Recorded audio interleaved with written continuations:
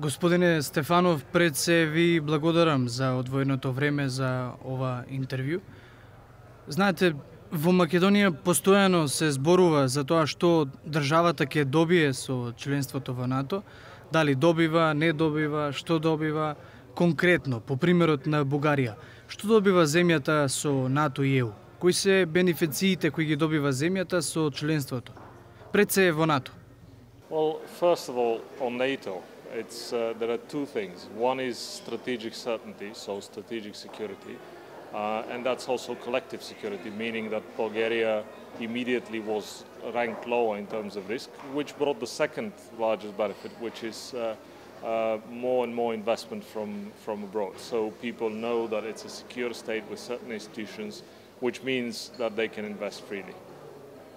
А во поглед на зајакнување на капацитетот на институциите, ако се земе в предвид дека сме при крај на едно многу важно прашање, референдумот е пред нас на 30 септември, по евентуалното одобрување на тоа прашање, Македонија е на прагот во полноправно членство во НАТО. Како институциите ќе добијат на своите капацитети? It's just the beginning, and it's just, if you get the yes vote, and you remove this hurdle, it's just the beginning. It's not, and you have much more work to do in very specific terms and ideas. Bulgaria now has a bigger agenda and more things to do, and there are more expectations than it was 10 years ago when we joined the EU and before that NATO.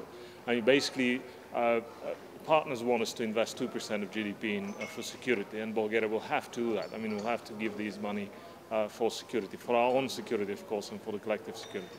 Secondly, and what Macedonia needs to work on a lot is transparency. Citizens must know how much money is spent by whom and for what. I mean, the budget that you see and is debated in Parliament is much less transparent than what you have in Bulgaria or any other EU member state. So we know exactly who got what in what public procurement, and that's what the EU brings. But it's not enough. It's not a panacea. After you say yes, then you have to do a lot of work, and still it guarantees growth, but it doesn't guarantee that you'll be a star. To be a star, you will need to work it out yourself here, locally.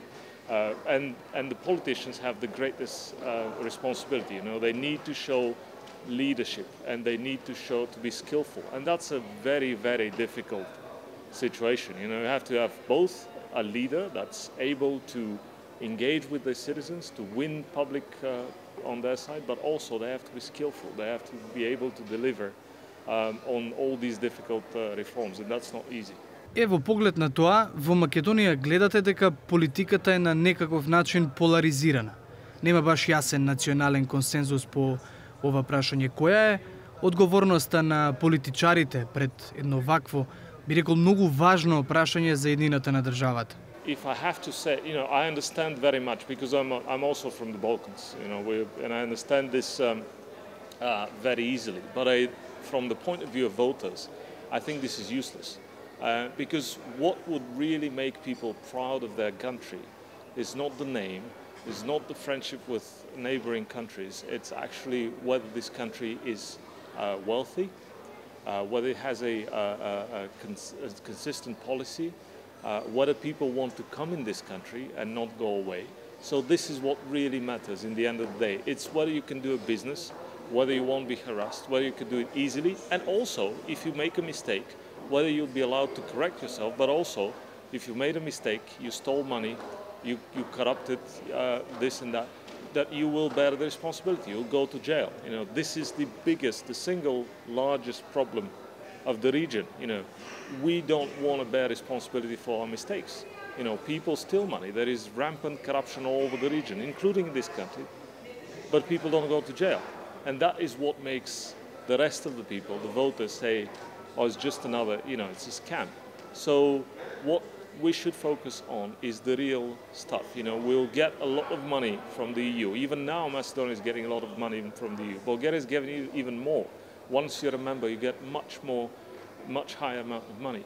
But how you spend it is what matters. And in this regard, having transparent, clean, non-corrupt spending is really important. This is what makes a difference between a collapsing bridge in Italy and no limit on the speed in Germany. You know, this is what makes the difference, because one is made in a corrupt way, the other way is made in a transparent, good way.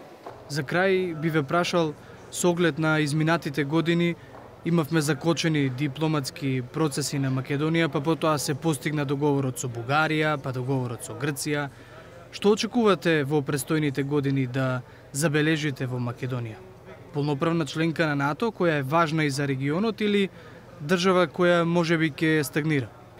I think we'll see Macedonia as a member of NATO, but we have to be realistic. You know, Macedonia is not of paramount importance, as President Trump would mention and already mentioned about Montenegro. But it's important because it's part of the puzzle, because you have a hole in the Western Balkans.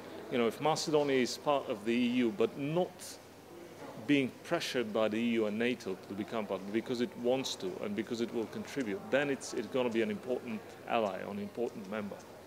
So I think we need to get these political questions aside about the name and stuff, and start working on really what matters. You know, start working on improving people's lives and in making democracy deliver.